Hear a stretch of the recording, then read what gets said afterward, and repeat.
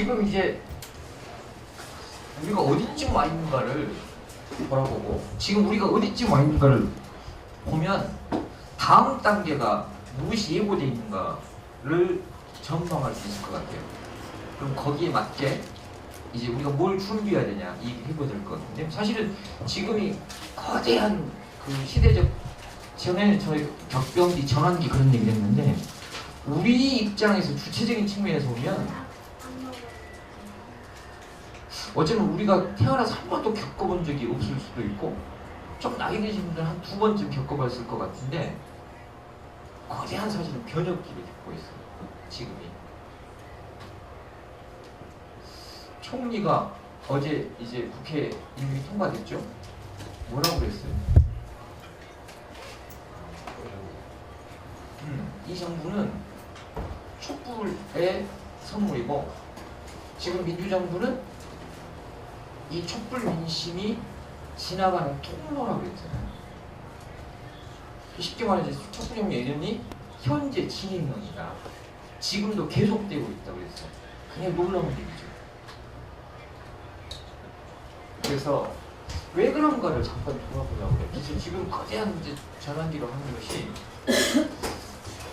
나는 이제 신자유주의 얘기를 해야 될 것 같은데, 왜냐하면 우리는 이제 이 정치적 변화를 겪고 있지만 우리의 관심은 어디에 있는가 하면 청와대 주인이 누구로 바뀌느냐, 정치 어떤 개혁 조치가 있느냐가 아니라 우리 삶은 과연 바뀔까? 그래서 국정원장이 누가 됐냐, 국토교통부 장관이 누가 됐냐도 관심이 있지만 지금 SK 브로드밴드 진짜 된다는 건가? 이런 거죠. 그렇죠? 그래서 그런 우리 삶이 과연 어떻게 바뀐다는 걸까? 그런 얘기 있는데요. 그러려면 먼저 이걸 신자해야 돼요. 왜냐하면 경제활동률 70%가 노동자예요. 우리 노동자의 삶을 규정하는 게 뭐예요? 우리는 어떤 시대를 살고 있을까요? 그러니까 예전 우리 조상들은 사주팔자라는 걸 봤어요. 내 운명을 알려면. 사주가 뭐냐면 생년, 연, 월, 일, 시였어요. 이것에 따라서 자기 운명이 결정된다 했잖아요. 지금 우리 노동자, 우리 운명은 무엇으로 결정되고 있을까요?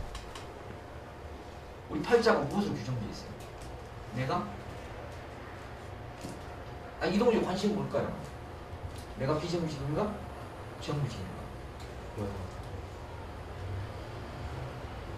그러면 비정규직이냐 정규직이냐, 그래서 내 팔자 규정되고 있는데 비정규직 언제 생겼어요? 이거죠. 비정규직 언제 생겼을까요? 그렇죠. 20년 됐죠. 이게 IMF 체제. IMF 체제 한국판이, 신자유주의 한국 수입판이 IMF예요. 근데 제가 나중에 또 말씀드릴 건데, 오늘 경향신문으로 굉장히 흥미로운 기사가 나왔어요. 우리 미래를 예고해준 얘기인데, 일본은 지금 일자리가 148개 있으면 일할 수 있는 젊은이가 100명밖에 없대요. 어떤 일이 벌어졌을까요? 기업들이 사람을 못 구해가지고 대학 졸업자의 91%가 이미 취업이 돼 있고, 고등학교 졸업 예정자의 94%가 이미 예정이 돼 있다는 거예요. 근데 기업들이 고민이 뭐냐면, 들어오겠다고 해놓고 다른 회사 갈까봐 각종 서비스를 하고 있다는 거예요. 심지어는 졸업하는데 졸업 논문을 쓰는데 애로사항했다 그러면 기업체에 도와준다는 거예요. 왜 이런 일이 왔을까요? 왜 이렇게 됐을까요? 첫 출산에 초고령화 사회가 돼가지고 신규 노동시장에 진출할 사람이 없다는 거예요. 이게 우리나라 10년 후의 미래예요. 왜? 결혼을 안 해, 출산 안 해. 그럼 어떻게 될까요? 베이비붐 세대가, 저희 세대죠. 베이비붐 전후에 이제 60년대 베이비붐 세대가 다 정년 퇴직을 해요. 그렇죠. 그럼 IMF 이후 세대가 이제 진출할 때까지 된대. 앞으로 10년 후가 되면 전혀 다른 현상이 생긴다는 거죠. 이것은 과거도 똑같아요. 여기 이제 교사들은 잘 아실 텐데 지금은 교사나 공무원이 최고의 선호한 직장이 됐지만 IMF 이전에는 정반대였어요. 심지어 교사나 공무원 안 하려고 해가지고 남학생이 교대로 오면 군대로 옮기고 있어요. 불이학번가. 그런 특혜를 줬던 이유가 뭘까요? 안 하려고 하니까. 왜 남자는 당연히 공대를 가거나 자연대를 가서 건설업체를 가거나 전자업체를 가거나 조선소, 자동차 업체를 가지 누가 교사 공무원 하려고 했을까요? 이 양상이 바뀐 게 언제예요? 놀라운 사실은 이게 원래 시원이 이게 80년대 미국의 월급 영국의 대책들. 근데 이것이 10년 전에 이미 금융위기가 와가지고 이 신자유주의가 파산한 거예요. 이 경제적 위기 때문에 99%가 신용불량자가 돼요. 그가 전면 시위로 해요. 그들이 정치적 선택을 하게 된 게 영국은 유럽연합을 탈퇴하고 미국은 정치적 이단에는 트럼프가 됩니다. 이게 이제 작년 9월달에 벌어진 조금 그랬어요. 이거죠. 2008년 미국 금융위기는 신자유가 끝났다고 예고한 거예요. 이미 끝난 거예요, 사실. 그래서 이게 이 노란 선이 자본주의 역사상 최악의 공황이라는 1929년 공황이잖아. 그때만큼 주가가 폭락이 됐다 이런 거고. 여기에 맞서서 민중의 반응은 이거예요. 우리는 99%인데 이들이 월가를 점거하려고 하죠, 그래요. 영어로 점령을 하죠. 이게 2012년 가거든요. 이게 우리나라로 치면 2012년 총선 전이에요. 왜 이들이 점거하자고 그럴까요? 신자유주의 금융자본주의가 뭐예요?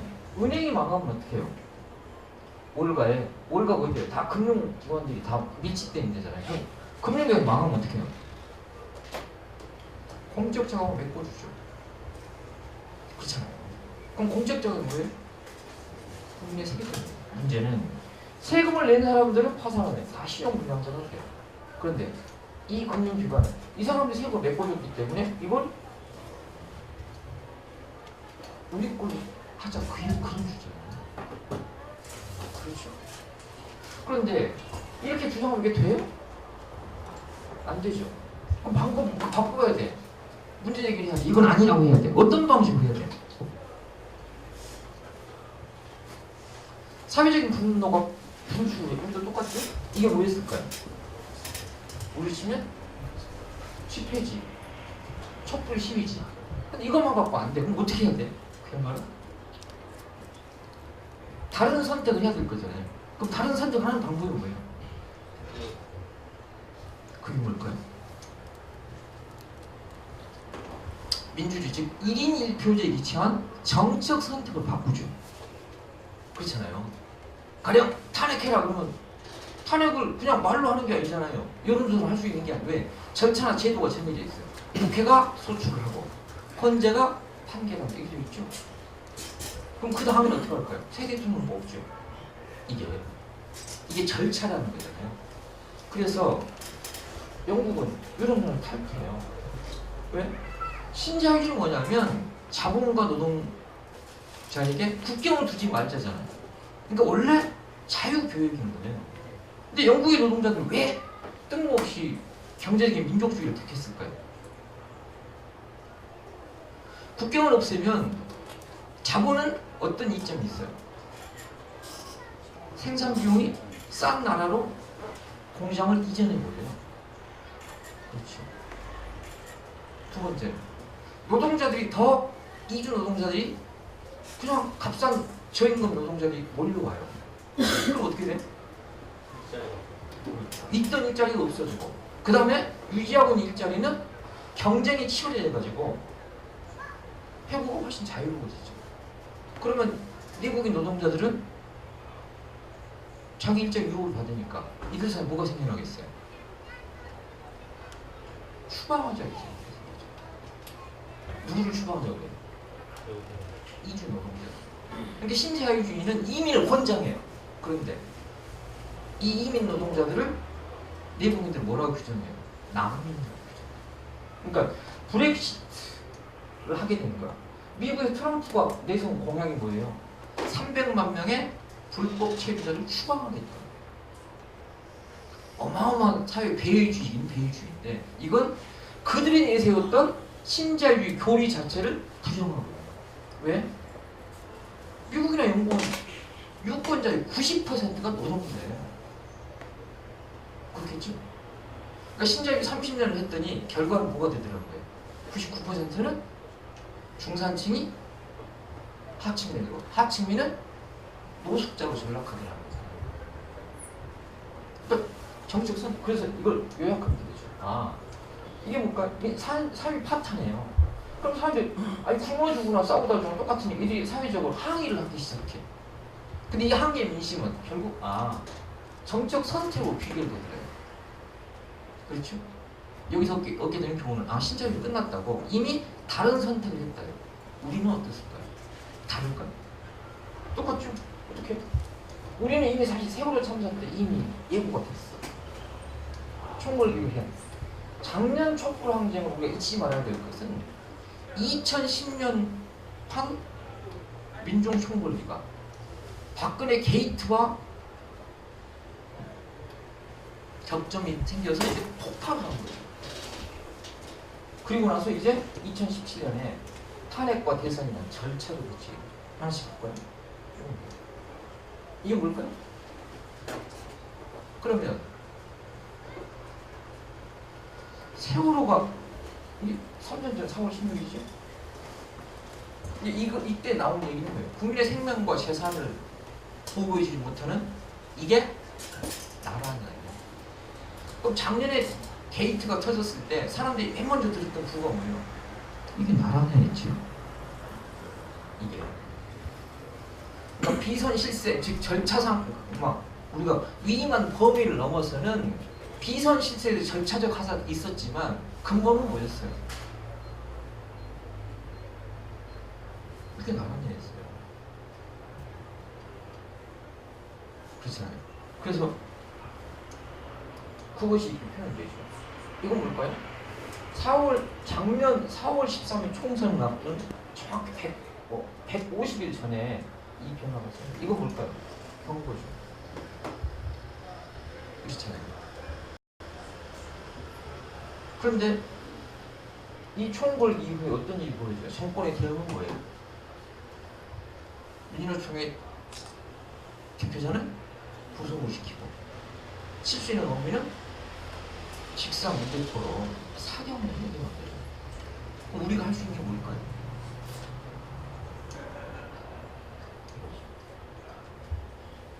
그런데 이게 하반기에 있었던 일이죠. 근데 작년 상반기에 무슨 일이 있었어요? 4월 13일 날 국회의원 선거를 했죠. 결과가 어땠어요? 요소야대가 됐죠. 즉 의회 권력이 바뀌어요. 봅시다. 이때 우리가 주장했던 여기 노동자들이 주장했던 것이 뭐였어요? 뭘 외쳤나요? 2년 전 총궐기 때 뭘 외쳤어요? 그래, 노동법 개혁을 반대한다. 그럼 노동법 개혁이 4가지가 있어요. 그 중에 가장 우리 노동자들 삶에 영향을 미치는 중차장이 뭐였을까요? 최저임금? 최저임금을 개혁하겠다고 했어? 쉬운역으로. 그러니까 쉬운역으로 도입하게 되면 저금리예고는 처리를 하죠. 쉬운역으로 도입되면 정규직, 비정규직이 아예 차이가 없어지죠. 경영상 이유가 아니라도 아무 때라도 해고할 수 있다는 거잖아요. 그렇죠? 그건 막아야 된다 했어요. 근데 만일 작년 총선 때 새누리당이 180석으로 200석이 됐더라면 지금 우리가 어떻게 됐을까요? 그러니까 총선 결과는 어떻게 나타나요? 우리의 권력을 바꾸는 방식으로 박근혜 노동개혁안을 본회의 상정도 못하고 폐기를 시키죠. 그렇죠. 그래서 의혹이 바뀌어요. 돌아보면 탄핵이 가능했던 것은 뭐였을까요? 이 시위가 원동력이 됐지만 절차적으로 보면 의회 권력이 바뀌기는 바뀌었지만 3분의 2가 다 바뀐 게 아니었죠. 그런데 탄핵을 할 수 있던 정치적 조건은 이미 상반기에 사실은 총선을 했던 거예요. 그런데도 불구하고 정권은 바뀌어요, 안 바뀌어요? 전혀 안 바뀌어요. 그러니까 입법 못하니까 어떻게 해? 법적 근거 없이 정권이 할 수 있는 게 뭘까요? 행정부가 할 수 있는 게 행정 지침법을 강행하려고 하죠. 그게 뭐예요? 공공부문에서 성과인문제를 도입해요. 이것에 기초해서 이제 공공부문부터 시험역을 도입하려고 한 거잖아요. 그 작년 하반기에 철도, 지하철 파업을 하게 된 이유가 그거잖아요. 그 박근혜 독재를 행정 독재라고 하는 이유가 뭐예요? 법적 근거 없이 그걸 강행을 해. 이거였죠? 그래서 이미 은행권은 성과인문제 하겠다고 발표했던 거잖아요. 지금 와서는 이제 안 하겠다고 처리를 했어요. 이거는 이때 사람들이 분노하게 된 것은 게이트는 사실은 계기였을 뿐이에요. 불을 붙였을 뿐이에요. 또 하나 초불항쟁을 복귀할 때 잊지 말아야 될 것 중에 뭐가 하나가 있을까요? 가령 이제 저걸 보고 사람들이 언론의 역할이 얼마나 중요한가 그런 걸 깨닫게 된 계기도 됐죠? 근데 한 가지 생각을 해보세요.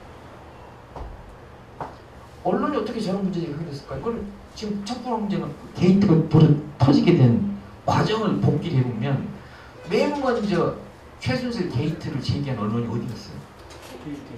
응? JTBC? 조선일보였어요. 7월 달에 우병우 건을 터뜨리죠. 그렇잖아요. 그런데 어떻게 돼? 정권이 조선일보 주필 송희영의 비리를 터뜨려가지고 오히려 조선일보를 제압해버려요. 우리나라 언론 권리 1등 조선이야. 조선이 깨갱해. 그렇죠? 두 번째가 누굴까요? 중앙이죠. JTBC가 터뜨리죠. 태영리 PC. 그렇죠? 그래서 어떻게 돼? 이게 이제 폭발이 돼가지고 저기까지 간 거죠. 맞는 말이에요. JTBC도 제압이 됐어. 다음에 누가 나왔을까? 채널이 일어나서 조중동이잖아요. 그럼 그들은 왜 그랬을까요? 그들은 왜 그랬을까요? 굉장히 흥미로운 분석이고 그것은 지금 우리가 어디 가 있고 어디로 가는 게 굉장히 중요한 건데 이건 시간이 많이 없어서 다는 못하겠는데 왜 그들은 그렇게 했을까요? 정권을 재창출해야 되는데 이미 4월 총선에서 나온 거야. 박근혜를 다른 사람 교체 안 하면 선거 진다잖아요. 왜? 원래 예정대로 하더라도 촛불이 없었더라도 올해 12월 20일 날 대통령 선거를 하기로 돼 있었어. 그렇죠? 근데 작년 4.13 총선을 왜 진 거예요?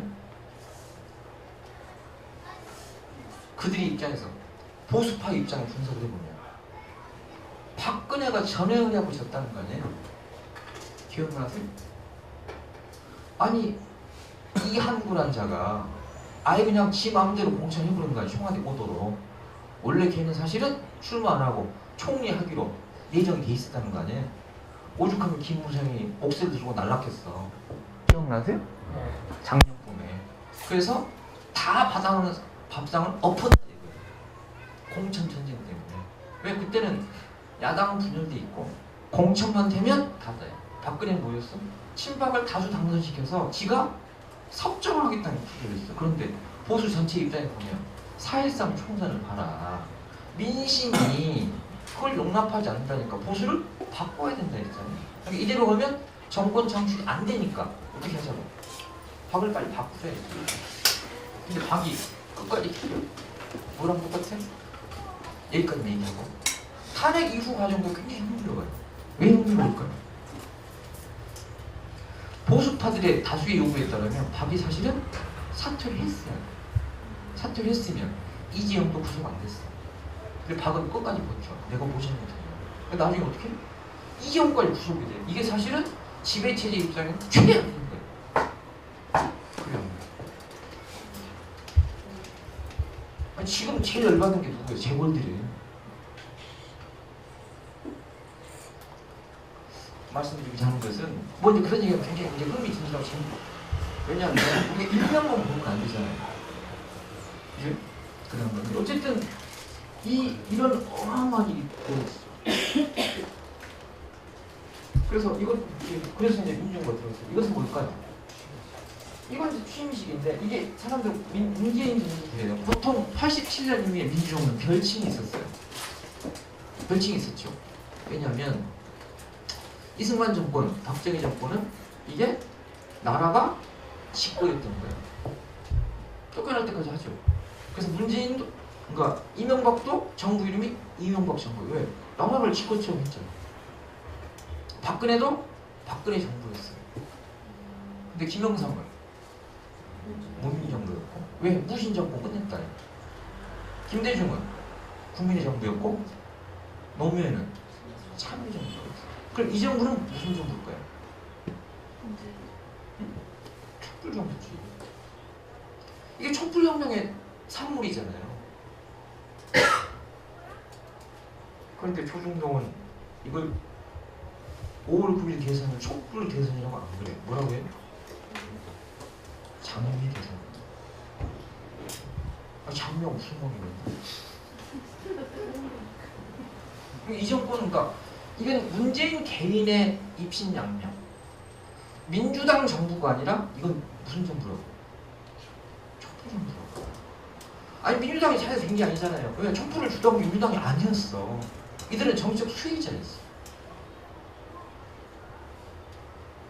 아니 새누리당이 몰락해가지고 이 반사이익으로 지금 지지율이 50%가 넘는 거잖아요. 민주당이 이명박 5년 동안, 박근혜 4년 동안 그렇게 잘했더라면 우리가 사실은 이렇게 나갈 필요가 없었죠. 그냥 그래. 우리가 지난 10월 말부터 3달 가까이를 토요일날 야간 잔업을 한 거예요. 왜? 제도권의 야당이 잘했더라면 우리가 뭘, 사람들이 물어봐요. 사람들은 왜 지금 촛불을 안 들까? 지금 촛불을 들 필요가 있어요? 있어요? 아니 할 필요가 없죠. 왜? 아니 날마다 뉴스를 보고 있으면 힐링이 된다는데 옛날에는 이민 가고 싶었는데 요새 내가 이민 왔나? 응? 트럼프 치하의 미국 유권자들이 한국을 정말 부러워한다더라. 이렇잖아요. 예전에 뉴스 보는 게 스트레스인데 지금 뉴스를 보는 게 이제 치유가 되는구나. 그런데 뭐하라고 촛불을 가요? 그럼 뭘까요? 제도 정치가 제대로 발동이 안 될 때 우리가 직접 나서는 것이지 지금 잘 되고 있는데 할 필요 있어요? 지금 토요일날 촛불 하자가 몇 명이나 나오겠어요? 그렇잖아요? 또 6월 3일날 심지어는 민주노총 총파업을 하겠다는데 지금 파업을 꼭 해야 되나?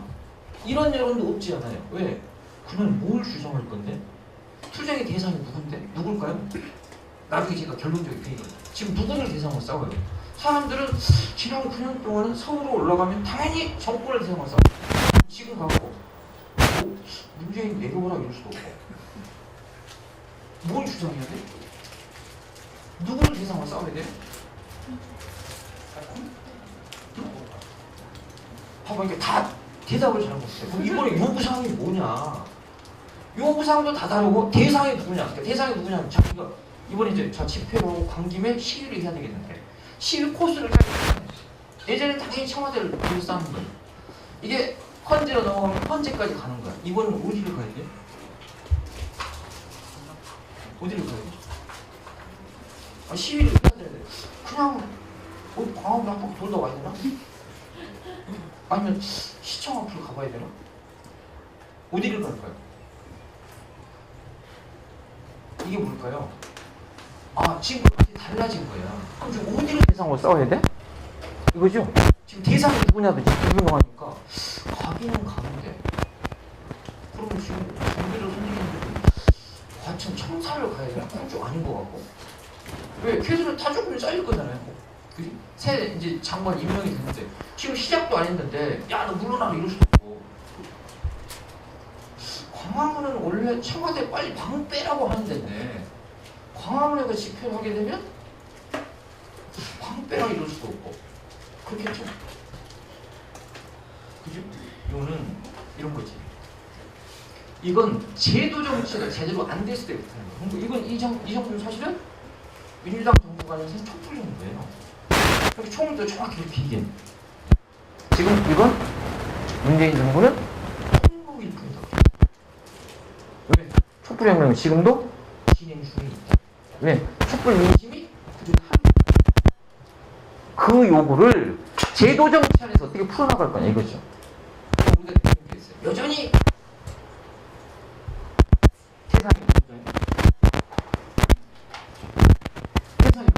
대상이 있을 거예요. 대상이 누구예요? 응? 누구예요 지금? 정부예요. 대상이 누구예요? 사회당이지. 재벌이지. 아니 사사건건 아니 우리가 사실 요구했던 게 박근혜 구속, 새누리당 해체, 재벌 해체했어. 대상이 그대로 있어 없어? 일이야 또 국회의원 150명. 이 얘기예요. 인준청문회는 막 시켰던 게 누구야?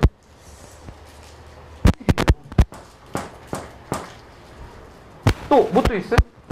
초중조에 그대로 있더라야. KBS, MBC는 또 안 바뀌었어. 그렇죠? 아, 지금 이게 그대로 있더라고. 뭔가 우두머리하고 대가리만 감옥 가 있지. 몸집은 그대로예요. 지금 우리 대단. 정부 촛불 자 봅시다. 이 광장에 같이 있었어 없었어? 같이 있었어. 이때 대상은 누구였어? 박근혜 정권이었어. 박근혜 정권이었어. 이거죠? 그래서 나중에 결론적인 다 그리 갈 건데 여기까지. 그럼 이제 돌아올게 이런 거지. 우리도 똑같더래요. 민생이 파탄 나서 이게 사람들이 뭐 굶어 죽거나 싸우나 결국 이것이 부채제가 몰락하고 새로운 단계를 이행하는 과정이 있다. 그래서 지금 이 19대 대선이 어떤 의미를 갖고 있나. 그러니까 아까 사실은 이게 놀라운 변화가 벌어지고 있는데 여기 있는 여러분들이 그냥 평범한 대중이 아니에요. 토요일마다 열심히 앞장서 촛불을 들었던 분들이에요. 지금도 여차지금 나갈 태세가 돼 있는 사람들이에요. 근데 지금은 뭘 드려야 되나? 그냥 박수만 치면 되나? 6월달에 굳이 파업을 해야 되나? 한다면 무슨 주장을 해야 되나?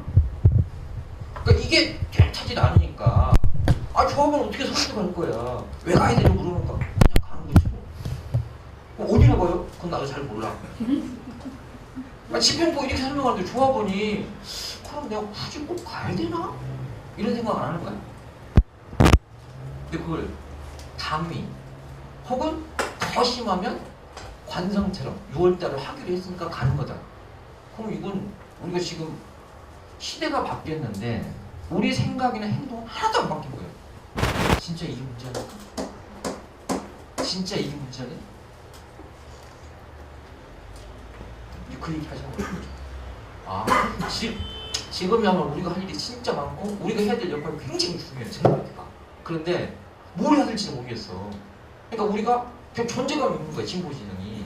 촛불할 때만 해도 사람들이 그런 얘기 이게 참 선거를 하니까 참 이런 이때가 진짜 좋았는데 다 이 추억 속에 살고 있어. 토요일마다 가서 하지 얼마나 해방감을 보고 토요일 기다리는 재미로 월요일부터 금요일까지 참았다. 근데 저기 없으니까 갑자기 사는 낙이 없고 사람이 이제 그지 뉴스나 클릭하고 있는 내 자신이 뭔가 이거 아닌 것 같아. 그렇죠? 그죠? 그러니까 그래서 우리가 이제 좌표를 그래서 이게 어떤 의미를 갖고 있을까? 그죠? 핵심은 뭐예요? 지금도 진행되고 있다. 근데 진행되고 있는데 내가 뭘 하고 있는가가 불명하기 때문에 진행형이랑도 안 와닿고 내 역할이 불분명하니까 지금 그래서 여기 오신 거지? 그럼 이대로 있으면 비정규직 이제 내가 정규직 있으면 끝난다는 건가? 해결된다는 건가? 이제 이런 거예요. 그럼 가만히 있으면 되나? 아니면 뭐라도 해야 되나? 이거죠. 그래서 우선 지금 우리가 그러니까 사실 이 세상이 바뀌는 데는 과정이나 법칙이 있어요. 지금 어디쯤 왔을까요? 시위 단계가 있어. 두 번째가 탄핵하는 과정이 있어. 언제? 12월 9일부터 3월 10일까지. 2달 동안. 그리고 3단계는 3월 10일부터 5월 9일까지 대선이야. 지금은 5월 9일부터 4단계에 진입했어. 그럼 이 4단계는 언제까지일까? 이것만 정확히 얘기하면 사실은 다 보여. 4단계는 언제까지 될까요? 응? 정원 유지했는데? 그러면 2022년까지요? 4단계는 내년 6월 13일까지. 이게 뭐예요? 내년 지방선거? 지방선거가 아니라 내년 지방선거는 지방자치단체장과 의원을 뽑는 것뿐만 아니라 더 중요한 게 있어요. 그게 뭘까요? 헌법 제도화의 완성. 우리는 지금 87년 체제에 살고 있어요. 그것이 IMF 체제로 뒤틀린 거예요. 그걸 전혀 새로 정하면 이게 2000 촛불 헌법을 만들어져야 돼요. 이때 새로운 헌법, 그래야 공화국이 바뀌어요. 1공화국, 2공화국, 3공화국, 4공화국, 이 남은 기준이 뭐예요? 헌법이 새로 바뀌어야 이제 7공화국으로 가는 거예요. 지금은 6공화국이에요. 이 6공화국 언제부터? 87년 헌법, 87년 헌정체에 살고 있는 이걸 6공화국을 얘기해요. 전두환 때가 5공이야. 그렇죠. 4공화국은 유신 때지. 3공화국은 박정희가 쿠데타한 거지. 2공화국은 4.4.5이 개헌했을 때지. 1공화국은 48년 제헌헌법 때지. 이렇게 구분되는 거잖아요, 체제가. 그럼 내년에 헌법이 새로 제정이 되는 뭘까? 이제 7공화국. 그게 언제라고? 내년 6월 13일. 아, 1년 남았네. 그럼 뭘까요? 제도의 완성. 이건 뭘까? 룰이 완전히 새로 짜이죠. 이런 식으로 보시죠. 이름 벌려놓고 뭘 해야 될지 모르니. 그러니까 옛말에 제주는 곰이 넘었는데 돈은 때로에 본다 그런 말이 있잖아요. 제주는 곰이 넘었는데 이걸 또 우리식으로 자기 비하하면 죽 써서 뭐 좋다지. 이 얘기 이건 뭘까요? 아, 진짜 필요한 것은 우리 중입니다. 이게 우리가 동원의 대상이 아니고 언제든지 나는 싸울 준비가 우리가 무슨 용병이 아니잖아요. 우리 삶을 우리가 스스로 개척해 가는 건데, 그래서 이 단계에 와 있다. 지금 촛불혁명이 4단계에 와 있다. 현재 진행형인데 이 얘기죠. 그러면 비정규철폐를 제도화할 수 있는 방법이 뭐냐? 빈부격차를 줄일 수 있는 것은 최고의 제도화가 헌법이에요. 헌법 밑에 하위법이 있어. 이 헌법이 얼마나 중요한 거를 딱 한 가지 얘기 들어줄까요? 이제 8월 5일까지 내년도 최저임금 결정해야 되죠. 최저임금 제가 언제부터 시작했을까? 최저임금이 비현실적이다가 아니라 이 최저임금 언제부터 됐어? 이게 87년 헌법 34조에 들어가 있어. 노동자에게는 최저임금, 그게 87년 헌법에 들어가 있어. 그 전에는 없었어. 지금 우리는 이것이 현실성이 없다, 결정 방식 문제가 있는 것은 헌법 34조에 따르는 하위 최저임금법을 만들어요. 그래서 88년부터 시행이 돼. 그게 언제부터 생겼다고? 87년 헌법. 그런데 원래 이 사회 구성원의 압축 다수가 노동자고 그 다음에 누굴까? 농민이지. 지금 우리나라는 사실은 특히 97년 이후에 농촌, 농민, 농업이 괴멸 상태가 되었죠. 왜 그렇게 됐을까요? 왜 그렇게 됐을까? 농사를 지어봐야 답이 없어. 왜 답이 없게 됐을까요? 생산비가 안 나오니까. 왜 안 그래요?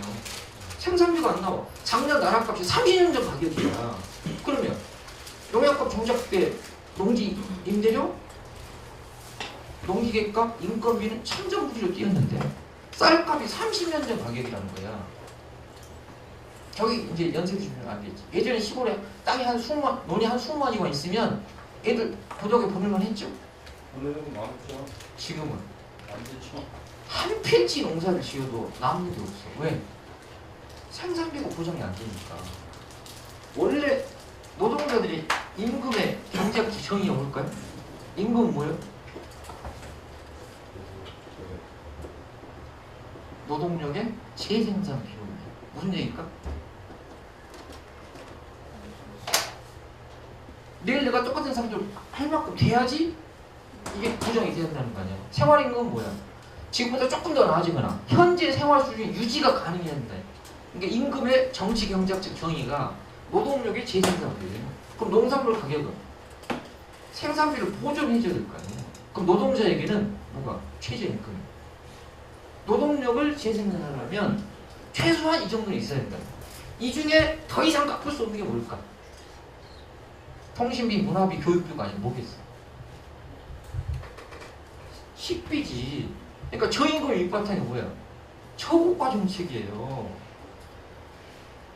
아 그래 안 그래?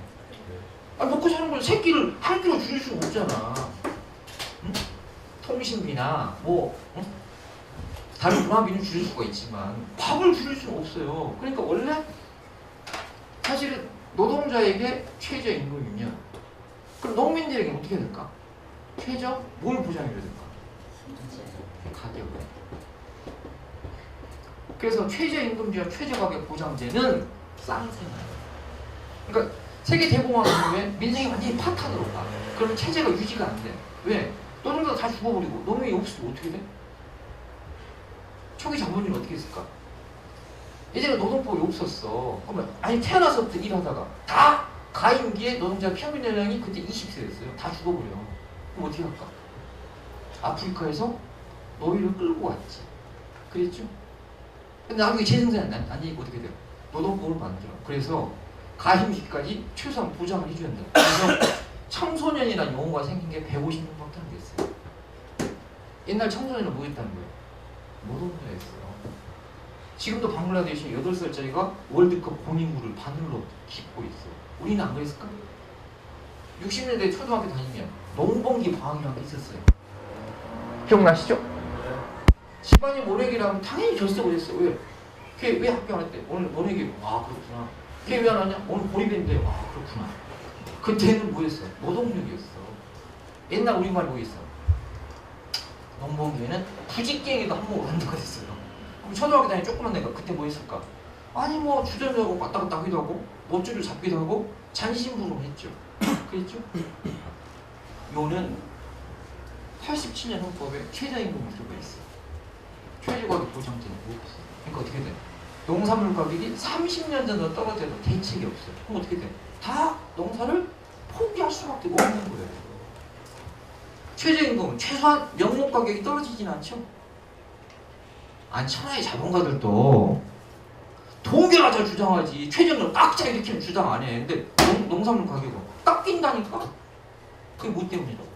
87년 헌법을 만들 때 노동자들이 7월달부터 9월달까지 싸워. 3,311건의 쟁의가 벌어져요. 농민들은 89년에 싸워. 그럼 농민들 이거가 반영이 돼야 안 돼? 안 돼. 헌법 이후야. 이게 이만큼 중요해요. 정치적으로 얼마나 중요할까? 헌법을 개정하는데 87년에 정봉교체 해 못해. 해 못해. 유월항쟁을 했어. 그런데 정봉교체는 못해요. 나이 드신 분들이 이번에 1번을 많이 찍었어. 이유가 뭘까? 30년 전 악몽이 있는 거예요. 죽 써서 개줄까봐 다 1번을 찍은 거예요. 왜? 30년 전에 실패했잖아요. 유월항쟁은. 그죠? 근데 가만히 생각하면 유월항 그때 왜 정봉교체를 못한 거예요? 30년 전에. 응? 양김이 분열했어요. 이렇게 생각하고 30년 전 지났는데 그럼 양김 분열이 뭐냐? 아 양김이 나오는 게 뭐가 그 사람도 피선거권이 풀받아 있는데 우리 문제가 있었지. 왜? 결선 투표자가 없잖아. 노동자 선거를 그렇게 해? 한 번 해가지고 과반수 정다수로 한다 그렇게 해? 안 하죠. 그럼 87년 헌법 한 개를 뭐 했다는 거야? 결선 투표자가 없었다. 결선 투표가 있었더라면 오태호하고 김영삼하고 결선 투표 했겠네. 그러면 누가 됐겠어? 그 얘기죠. 그게 결국은 정권교체가 10년이나 미루죠. 그렇죠? 아니면 대판란을 겪고 나서야 처음으로 선거로 정권이 바뀌어. 그렇죠? 그게 뭐라고? 헌법이라고. 이게 뭐라고? 룰이 그렇게 돼 있어. 룰이 그렇게 세팅이 돼 있다고. 진짜 중요한 거죠. 왜? 룰이 엉망이니까 선거를 바꿀 수가 없으면 어떻게 돼? 우리가 30년마다 한 번씩 어마어마한 민정들이 동원을 해가지고 대투쟁을 한 번씩 해야 되는 거야. 87년 했지? 97년에 한 번 했지? 또 한 거예요. 이렇게 소모적이고 비효율적인 방식이 안 되려면 룰이 한 번씩 해야지. 그러겠죠? 농산물 가격 보장해라! 그러기 전에 일단 최저 가격 보장해놓고 이기죠? 그럼 생산비만 보장이 되면 농산을 짓지. 그렇지 않을까? 아니 내가 크게 이유는 바라질 않아. 근데 적자만 안 난다면 정년 퇴임하고 농사지로 가고 싶지? 근데 이런 거예요. 그래서 이거는 진행 경과를 준 거예요. 그러니까 우리가 지금 어느 단계에 와 있냐 이 얘기죠. 그러니까 사실은 그러고 보니까 헌법을 하려고 그러면 개헌을 하려면 200명이 있어야 되는데 얘들이 107명이래. 와 미치겠고 이 얘기죠. 그럼 계속 답이 나오네. 작년 탄핵 때도 새누리당이 129명이었어. 근데 어떻게 탄핵이 됐을까? 촛불이 활활 타올라가지고 누구 탄핵 찬성 안 하면 다 죽는다 하니까 새누리당은 62명이 탄핵에 찬성을 한 거야. 그중 40명은 탈당을 해가지고 당을 새로 만들었어. 물론 대선 또 돌아왔지만 이건 뭘 의미해? 광장의 정치가 민심이 무엇이라고 하는 걸 정확히 보여줘야 쟤들이 얘들을 제압할 수 있다. 그 얘기죠? 그 사람들이 그런 얘기 하지. 얘들이 자유한국당 하도 개기면 뭐라고 사람들이 얘기해? 선거 언제 다가오냐? 국회 빨리 해산하고 총선하고 저것들은 국물도 없을 텐데 이런 생각이 들죠? 그러겠지? 근데 사실 6월 13일 지방선거를 해.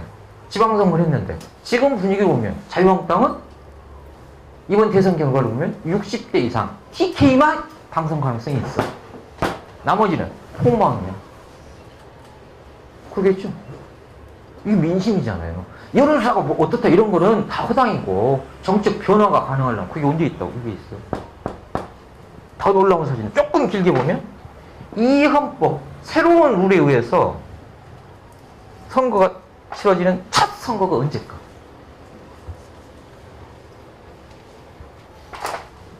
2020년. 이게 21대 총선이야. 그렇구나. 그래 안 그래? 그럼 이게 5단계. 이걸 지금 아무리 규탄해도 지가 사퇴를 안 하는데 그럼 어떻게 해야 돼? 이거 사퇴 안 해. 그럼 어떻게 해야 돼? 이걸 어떻게 정리해야 돼? 2020년에 선거를 해서 다 정리를 해야 된대. 그래서 애들이 TK 자민련이 돼가지고, 그지? 원내교섭단계가 되냐마냐가 돼줘야 그리고 나서 나라를 이렇게 개혁할 거냐, 저리 갈 거냐 얘기를 하지. 얘들이 딱 버티고 있는데 우리끼리 찌지고 먹고 해봐야 가관이겠죠? 그래 안 그래? 그 야당이랍시고 뭐 국민의당이 막 자유한국당하고 뽕짝 찌지고 지들끼리 막 야당 공조를 한다고 사람들이 뭐라 그래? 아이고 저것들 다 드러났다 저거. 너는 그날로 끝난 줄 알아. 이러잖아요. 그렇죠? 그래서 이게 너무 길어. 빨리 합시다. 지금 몇 단계라고? 4단계. 언제까지라고? 내년 63년까지. 5단계는 이때부터 20년까지죠. 그 사이에 인사도 있고 뭐 내 행정규칙 뭐도 있고 일부 공공부문의 정규직이 뭐 비정규직 정규직 이런 게 있겠지. 그것은 극히 일부분이에요. 왜? 제도가 안 되면 그건 인치잖아. 대통령이 바뀌니까 공공부문의 비정규직 정규직을 했어. 또 바뀌면 다시 비정규직 될 수 있다는 얘기 아니오. 제도가 안 돼 있으면. 그래 안 그래? 정권 바뀌니까 잽싸게 자기도 이제 정규직을 하겠다고 하는 거지. 또 정권이 바뀌면 이 얘기잖아요. 그러니까 결국은 이 헌법 정신의 기초에서 근로기준법의 정리해고 규정, 파견법 등등을 손보지 않으면 병의 원인이 그대로 있는데, 그지? 당장 대증역법으로 어떤 변화가 있다고 해서 그것이 우리 삶을 근본적으로 바꿀 수는 없다. 지금 그 얘기잖아요. 그래서 이건 촛불대선 아까 얘기했죠? 결과가 그래. 박근혜 탄핵하라 80%, 구속하다가 70%야. 그런데 이번에 선거를 딱 봤더니 정확히 중간이야. 왜? 홍준표가 24%야. 뭘 말해? 70과 80 딱 중간에 나오죠? 뭘 말해? 촛불 변화의 민심이 저렇더라요. 저건 뭐래? 아직도 살아있다. 그러니까 현재 진행형이다. 지금 정권이 이렇게 할 수 있는 건 뭐라고?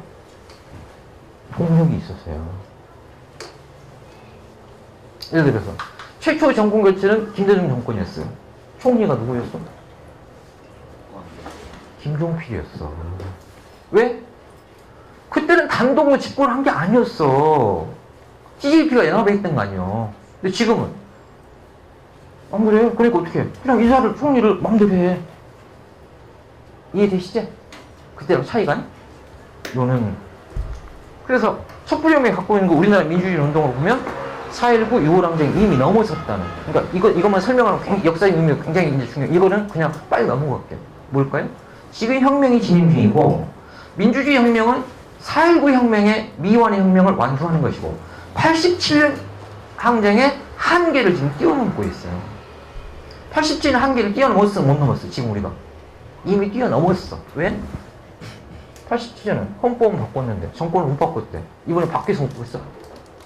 바꿨지. 4.19를 뛰어넘은 건 뭘까? 4.19는 혁명을 했는데 1년 만에 엎어져. 그럼 지금 정권을 세웠는데 1년 만에 이 정권이 엎어질 것 같아? 이 얘기잖아요. 전혀 아니잖아요. 전혀 다른 상황이 뭔가 뭘까? 우리나라 민주주의 역사로 보면 사실은 이 현재 진행형 촛불혁명이 우리가 진짜로 민주주의 새 역사에서 어마어마한 지금 변화를 겪고 있는 거예요. 이건 뭘까? 우리가 지금까지 살아가면서 한 번도 겪어본 적이 없는 놀라운 변화들이 막 보여. 그러니까 뉴스가 날로 새로운 거예요. 이명박 박근혜 때에 비해서 새롭다가 아니라 이게 놀라운데? 이런 거예요. 왜? 이런 변화가 가능한 건 뭐라고? 우리 힘이 뒷받침돼 있었지. 검찰이 못 개기는 이유가 뭐야? 노무현 정부 때는 기억나세요? 검찰들이 막 개겨. 지금 개기면 어떻게 될까? 응? 그냥 바로 가는 그게 상층에서 권력투쟁 이런 게 아니고 너 코 골렸다가 어떻게 될까요? 자유한국당이 저렇게 계속하면 그러면 우리가 촛불을 들고 여의도로 가야 되겠구만. 검찰이 개기면 서초동으로 가서 한번 이거를 삥 둘러싸가지고 너 제대로 할래 안 할래? 이거잖아요. 그게 우리 역할이라고. 그러니까 지금 우리가 6월 30일 파업을 하면 어디 가야 되겠어? 문적 이런 놈들 아니야? 여전히 이들이 대상이라고. 이 구악이 청소가 안 됐어. 그게 현재 진행이라는 뜻이야. 끝이 아니고. 이게 지금 구악 아니요. 그 악을 청산을 해야 그 다음이 가능하지. 암세포를 제거해야 정상세포가 정상적인 활동이 가능하다고. 암세포와 정상세포가 동거가 가능해? 암세포를 그대로 놔두고, 그지? 보약을 먹으면 암세포가 훨씬 빨리 커요. 그렇죠? 지금 이 얘기라고. 그걸 뭐라 그래, 우리가? 적폐청산이래. 그런데 새누리당이 자유한국당 요새 아주 고마운 얘기를 하더만. 우리 협치 안 한대. 제발 그러길래 너하고 뭔 협치를 하냐. 근데 자기들이 안 하겠대. 아주 잡복을 하더만. 그지? 계속 그렇게 가주겠다는 얘기잖아요? 그러니까 지지율이 계속 떨어지지. 홍준표는 23%인데 지금 몇 %야? 한 8% 된대. 그러겠죠? 자, 넘어가.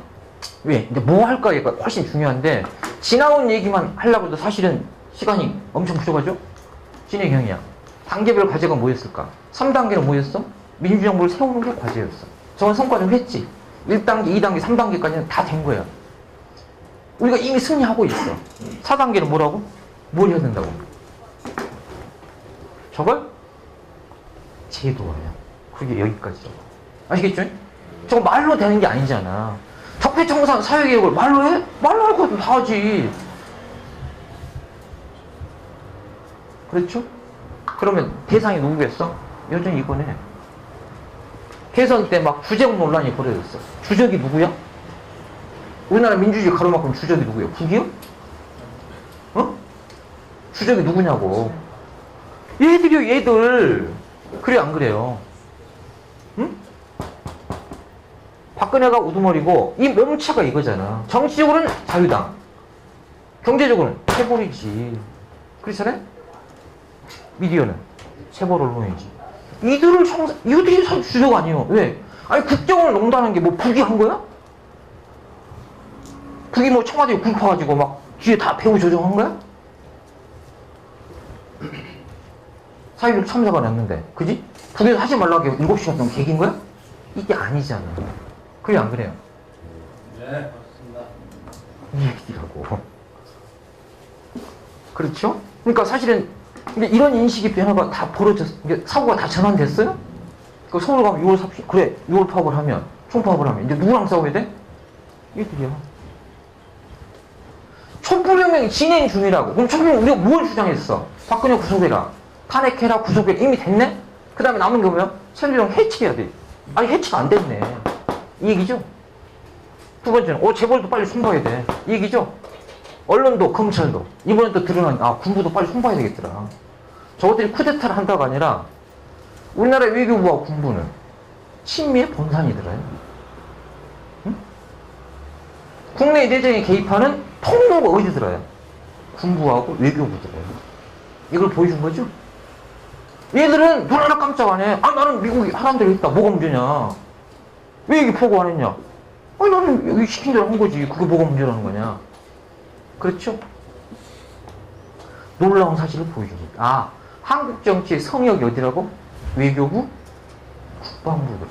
국방부 장관 내 맘대로 인선을 못한대. 지금 국방부 장관 후보 없지? 응?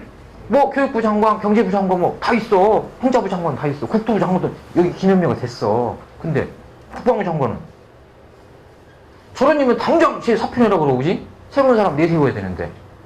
그렇죠? 뭐라 그래? 왜 보고를 안 했냐? 충격을 받았다 그러니까. 우리는 잘못한 거 없다. 미국의 대법관 대변인이 뭐라 그래? 과정은 투명하고 절차를 정확히 지켰다. 아무 문제 없다 그래. 그러니까 뭐라 그래? 아니요, 그게 대외적인 문제가 아니고 국내 문제입니다. 이 얘기예요. 싸도 우리가 안 하겠다는 얘기가 아니고 왜 나한테 보고를 안 했냐 이런 건데 얘들은 아니 뭐 위하고만 얘기 됐으면 됐지 뭐 그런 걸 그렇잖아요? 정상적인 것 같으면 국방부 장관은 그날을 잘리지. 그런데 안 잘려. 내일 싱가포르 회의 간대. 이게 말이 돼? 자, 뭐 이런 얘기는 끝도 없어. 얼른 넘어갑시다. 우리가 뭐 할까 사실 중요한 거니까. 이런 거야. 그럼 민주정부가 수립된 건 3단계 관리를 우리 완수했어. 그래서 이건 뭐라고? 그냥 우리의 승리인 거야. 그러니까 사람 다 기뻐해. 뭐 민주당만 기뻐하고 우리는 기분이 꿀꿀하다 이런 거예요?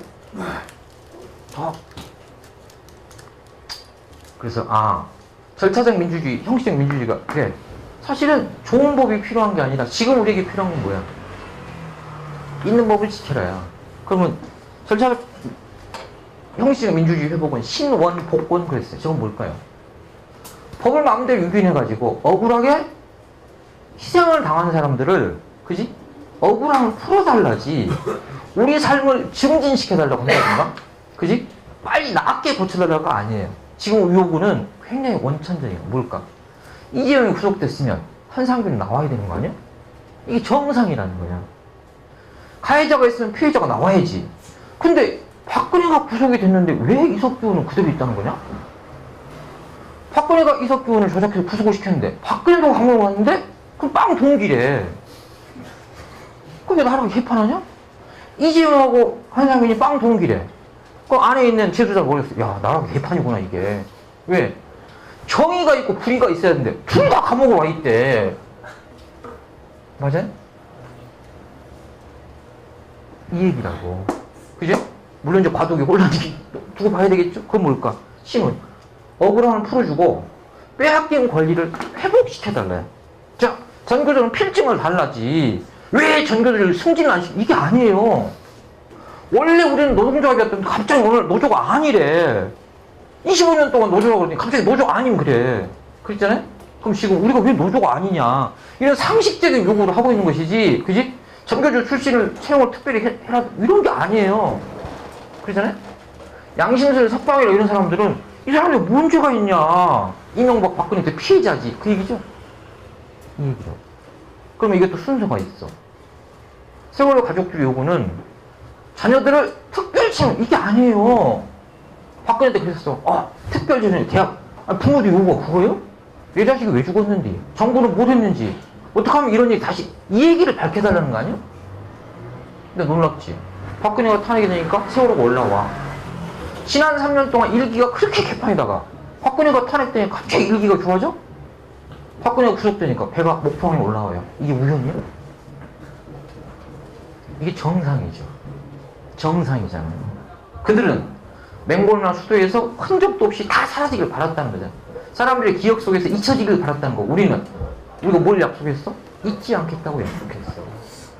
이 잊지 않겠다는 약속이 어떻게 세월호 인양과 진상규명으로 한 걸음씩 가고 있는 거잖아요. 그게 뭐야? 아니 죽은 사람 오늘 맨 먼저 풀어줘야 되고, 두 번째는 갇힌 사람이 자유를 줘야 되고, 세 번째는 해고된 사람 복직시켜주는 것이 억울함을 풀어주는 순수 아니요? 그런데 말입니다. 제가 지지난주구나. 경기 학비로도 교육을 갔어. 교육 공무직 쟁취를 했더니, 이건 좀 생각을 좀 해봐야 된다. 노동교섭이 되고 그런 요구가 정당하다는 건 알겠는데, 우리가 제대로 된 노동자고 진짜로 양심이 의리 있는 사람이라면 최소한 노동자들은 한상균 위원장 석방이 1번이나 된다. 이 얘기는 해놓고 내가 공무직이 되건 정규직이든 해야지. 그지? 억울한 사람은 10사람 먼저 갔고 위원장은 구속됐는데 나는 모르겠고 요거부터 해주시죠. 그럼 이게 말이 돼야 하는데. 이 얘기라고. 그럼 뭐라 그래? 쟤들은 진짜 의리도 없고 양심도 없고 완전 그게 아니잖아요. 노동교섭의 모든 전제는 일단 위원장 석방해놓고 교섭을 하죠. 교섭의 첫 번째 요구사항이 뭐냐? 공동 요구사항. 위원장 석방. 이 얘기죠? 그 위원장만 있는 게 아니죠. 그지? 타워크레인 노동자들은 생업으로도 싸웠는데 공갈 갈치범으로 재판을 받아. 이런 거겠죠? 문제는 아까 뭐라고 그랬어? 2017년 체제가 뭘까? 이거지. 새로운 체제, 그러니까 촛불혁명 요구가 2017년 체제예요. 그건 뭐라고? 이거지. 실공화국 헌법을 만들어야 되는데 거기에 어떻게 반영되도록 할 것인가? 이게 우리 다음 단계의 요구예요. 근데 저마다 노동계가 요구사항이 무엇인가를 통일적으로 정리해야 될 거 아니에요. 노동자 10대 요구안. 세부적으로 100개 조항이 있다. 이거 필요한 거지. 중구난방 떠든다고 될 일이 아닌 거잖아요. 그렇겠죠? 이게요? 이게 이제 4단계 과제다. 3기 민주정부는 2017년 체제란 게 뭘까? 이런 거죠, 근본적으로. 왜? 아까 얘기했듯이 신자유는 끝났다. 문제는 그 다음이 뭐냐. 대한민국은 이것만 있는 게 아니야. 뭐지? 박정희 이래로 소위 말하는 정경유착이라는, 그지? 있어. 저걸 어떻게 넘어설 거냐. 정치적으로는. 이게 굉장히 중요한 게 뭘까요? 우리가 신자유 얘기 신자유 문제 많다요. 그럼 그걸 제도화한 게 쌍둥이 같은 게 있어요. 동전의 앞면이 신자유주면, 뒷면은 양당제. 미국식 양당제가 뭐예요? 이 당 아니면 저 당이야. 그러면 노동자의 독자적 세력화는 무망한 일이야. 응? 1번하고 2번이 계속 해먹는데 그 얘기잖아요. 그러면 3번, 4번은 없대. 그게 뭘까? 미국식 양당제. 지구상에 정당 정치를 하고 있는 100개 나라가 있는데 양당제는 미국, 영국, 한 20나라밖에 없대. 원래는 다당제가 정당이거든. 왜 그러면 다당제가 안 됐을까? 헌법이 개판인 거지. 어떻게 개판이야? 국회의원을 뽑는데 어떻게 뽑아? 전부 지역구 소선거구제야. 1등만 기억하는 더러운 세상. 이거 어떻게 돼? 아니 정당 투표를 정당 투표들 해야지 사표가 하나도 없는 거 아니에요. 그럼 정당 투표 10%는 어디면 국회의원 30명이어야 돼. 그런데 그렇게 반영이 돼? 안 되지. 안 되잖아요. 그게 뭘까? 바꿔야 되는구나. 벌써 2개 나왔네. 첫째, 대선 결선 투표에는 두 번째는 정당 명부를 확대해야 되는구나. 그게 그죠. 이게 표의 비례성, 등가성 아니에요. 2등 가는 표는 왜 사표냐 이거야. 아니 그러니까 사람들이 사표 방지 심리 때문에. 이 말은 참 좋은데 너 찍어봐야 안 되면 내가 굳이 너를 찍으러 가야 되냐? 이거죠. 그러니까 어떻게 돼? 김대중이 한 유명한 말이 있어. 최악을 막기 위해서는 내가 싫지만 차악을 선택하거든. 스스로 차악을 자처해요. 그래서 나는 최악은 아니다. 이거죠. 그렇잖아요. 보세요. 진보정당이 언제 제일 잘 나가? 그나마 1인 2표제를 한 게 언제부터요? 2002년도부터요. 2002년 지방선거 때부터 1인 2표제를 한 걸 하게 돼. 그래서 1인 2표제를 하면서 그때부터 진보정당이 잘 나가. 왜? 한 표는 이렇게 뽑는데 정당은 진보정당 찍자요. 그러죠? 이게 제도에 있더라고. 저걸 넘어서야 한다. 그런 얘기겠죠? 자, 새 정부는, 그러니까 우리가 비교할 게, 바뀌었을까? 장단점이 있죠. 첫째는, 이게 핵심이에요. 동력 이전과 비교가 안 돼. 김대중도 노무현도 다 혼자 집권을 못했어. 그러니까, 김종필이 떨어져 나오니까 김대중은 권력 말기에 막, 그지? 소수파가 되지. 노무현은 탄핵까지 돼요. 왜? 정몽이 털어버렸잖아요. 그 탄핵까지 돼. 물론 역풍이 불어가지고 하긴 했지. 근데 지금은, 뭐, 압도적이지. 두 번째는, 수구 세력이 지금까지 콘크리트 지지율이라고 그랬어. 그랬죠? TK. 30%가 안 나와요. 완전히 소수파로 전락했어. 홍준표가 뭐라고 그랬어? 나는 자유한국당을 복원한 데 만족한다. 다 죽었던 당은 그나마 살려놓은 거잖아요? 이기죠? 한계는 못 가. 이게 장점이야. 지금 민정부에. 한계는 못 가? 이런 거야. 단임제다. 왜? 연임이 안 돼. 그러니까 어떻게 돼? 수구 세력들은 정권 초반기만 수구리하고 있다가 3년 차만 돼봐라. 이거야. 검찰도 그러겠지? 군부도 그러겠지? 얘들도 그러고 있겠지? 뻔수만 걸려봐라. 왜? 사람이 하는 얘기가 실수도 있고 과거도 있어. 그러면 그걸 공격을 해가지고 이제 그 반사익을 내가 찾아야겠다. 그렇죠? 근데 또 갖고 있는 한계도 있어. 그러니까 이건 뭘까? 이 거학을 청산하려면 이게 5년에 되는 게 아니잖아요. 그러니까 우리가 견제할 관점이 뭐야? 조급하게 생각하면 안 되겠구나. 우리가 민주정부가 10년이 아니고 10년, 15년, 20년, 30년 해가지고 아예 거학을 정치적으로 아예 극소수파로 아니면 아예 0이 제일 좋지만 세상에 0은 없으니까 그지? 극소수파로 만들어놔야 새로운 선택이 가능하다. 과거를. 그러니까 거학을 청산하는 것이 선결 과제다. 그렇죠? 이 거학을 청산하기까지는 5년의 시간이 굉장히 짧지. 그럼 뭐가 필요할까요? 사회체제를 새롭게 설계하는 데서 로드맵이 굉장히 중요해요. 그렇겠죠? 이거요. 아까 뭐라고 그랬어요? 현재 대선 득표율만 봐도 새누리당은 한 70석 대학 하나 마땅한데 현재 107석이나 있어. 이게 뭘까요? 이 현재 우리의 구도를 지금 바꿔야 되는구만. 이거라고. 그렇죠? 사사건건 발목을 잡을 거 아니야. 문제는 이거 언제 바꾸냐 이거예요. 언제 바꾼다고? 정상적 일정으로는 언제 바꿔? 2020년. 어느 3년이나 남은 거야. 얘들한테 세비를 앞으로 3년에 줘야 된대. 돌겠지? 그걸 빨리 하려면 내년에 헌법 개정 과정에서 쟤들을 아예 눌러놔야 되지 않을까? 그리고 내년 지방선거에서 아예 TK 빼고 압승을 해가지고 얘들이 끽도 못하게 해야 될 거 아니야. 그래서 걔들도 거기 있다고 하는 내 정치적 생명이 끝나겠구나 이거겠죠. 바람직하기는 헌법 새로 제정해가지고 국회 해산하고 총선 조기하자. 이게 제일 바람직하겠죠. 조기 총선해서 그지? 새로 구성하자. 새로운 룰로. 그러면 얼마나 좋겠어? 근데 좋으면 어떻게 해야 돼? 그걸 해야 되겠구나. 그지? 민주당이 저걸 할 리는 없고 대통령이 그걸 한다 복지한다 그러고 그럼 누가 해? 우리가 하면 되겠네. 그래 올까 우리 한번 우리 나가보자. 이거죠? 이게 우리 몫이라고.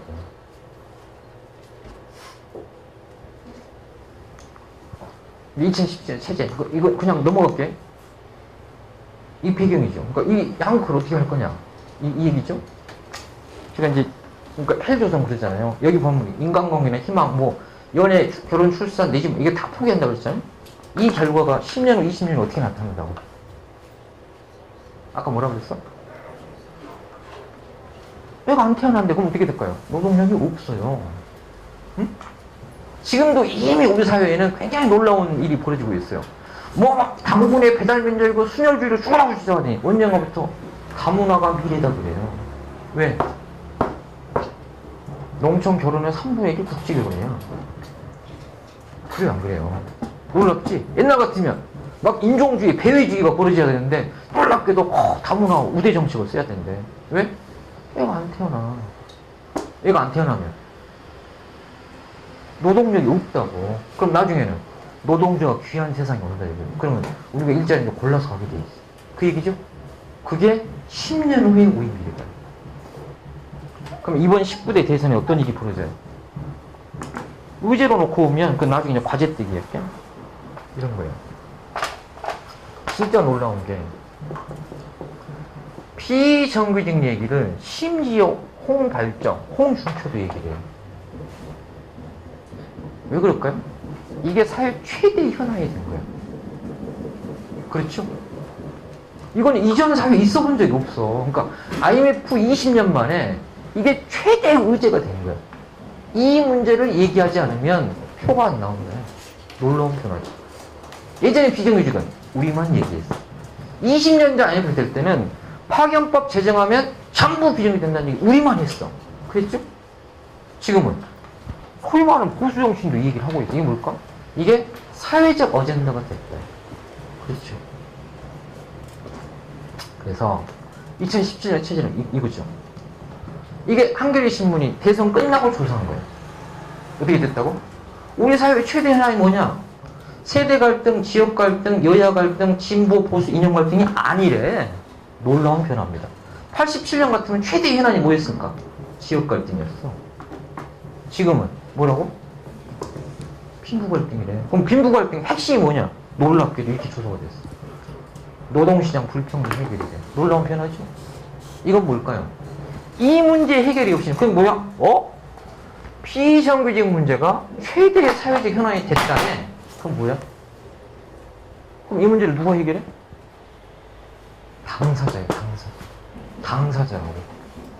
그러니까 뭘까? 이들의 시대가 왔다, 야. 위정자들이 시혜로 저 문제를 해결된다가 아니라, 이들의 시대가 왔다. 그지? 그러니까 이들이 어떻게 하는 거에 따라서 우리 사회의 미래가 바뀔 거다, 이 얘기잖아.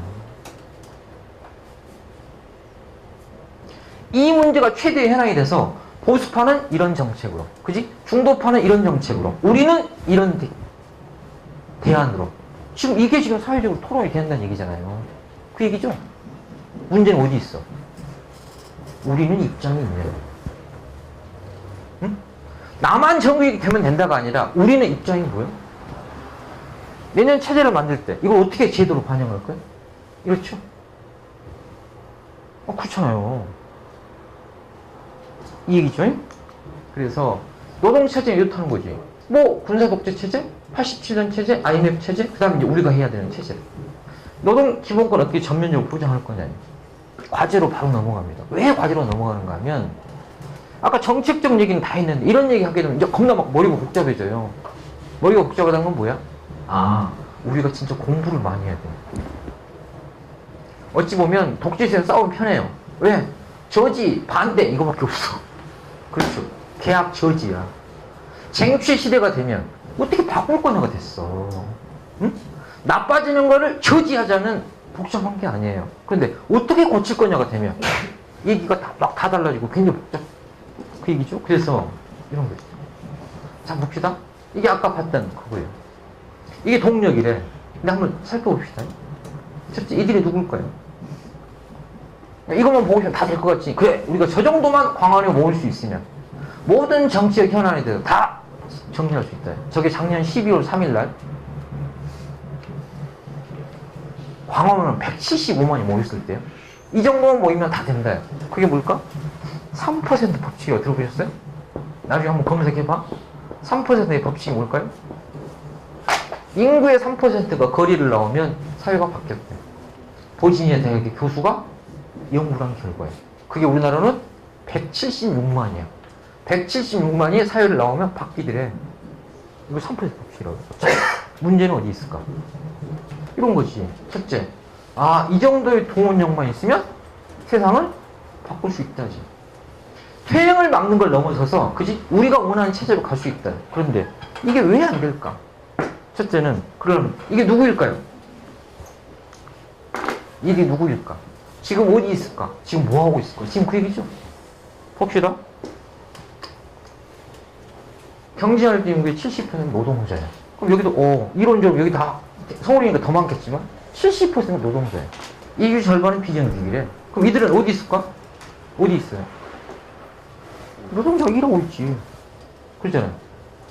그러면 이들은 뭘 꿈꾸고 있을까요? 응? 뭘 꿈꾸고 있을까? 이들의 상태를 봅시다. 70% 노동자인데 이들 중에 노조 깃발이 있는 사람 몇 명이야 될까? 90% 깃발이 없대. 여기 지금 조끼 입고 있는 사람은 11명밖에 없대. 9명은 노조가 없대. 그럼 노조가 있으면 좋다는 걸 알아 몰라? 알지. 근데 왜 노조를 못 만들었을까? 이 얘기죠? 그럼 사람들이 꿈꾸는 건 뭐야? 아, 노조가 있으면 좋겠다. 야. 노조가 싫어서 안 하는 게 아니라 노조가 있으면 좋겠다는 생각을 다 갖고 있어. 근데 노조가 없대. 그래서 사람들이 뭘 꿈꿀까? 어떡하면 노조로 만들지? 이런 거지. 왜? 실제로 그랬어. 이런 거.